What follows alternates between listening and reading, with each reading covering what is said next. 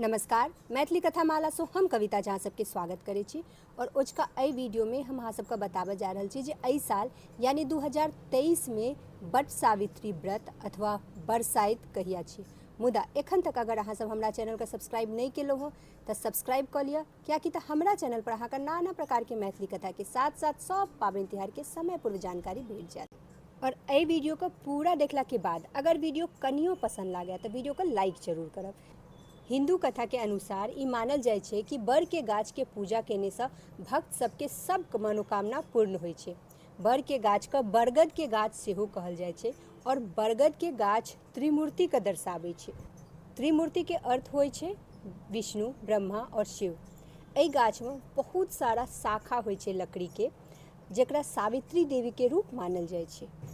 वट सावित्री के पूजा सुहागिन स्त्री सबके द्वारा कयल जाय छै ताकि हुनकर पति के आयु लंबी हो और स्वस्थ संतान के प्राप्ति हो।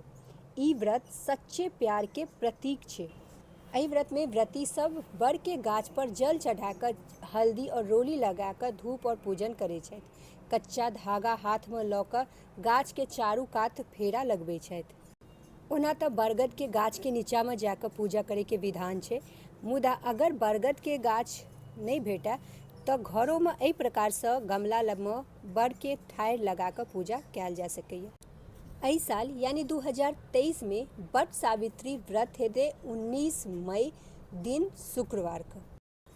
अमावस्या तिथि के आरंभ हेतै 18 मई दिन बृहस्पतिवार रात्रि 9:08 पर और अमावस्या तिथि के समापन हेतै 19 मई दिन शुक्रवार रात्रि 8:38। तो एहि बेर तिथि के लऽ कऽ कोनो शंका नहीं छै। मिथिलांचल के साथ साथ पूरे भारतवर्ष में बट सावित्री पूजा 19 मई को मनायल जेतै।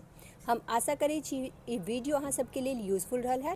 तो एहने और वीडियो के लेल जुड़ रहू हमरा साथ। तो मिलै छी अगला वीडियो में। तामे तक जय मिथिला, जय मैथिली।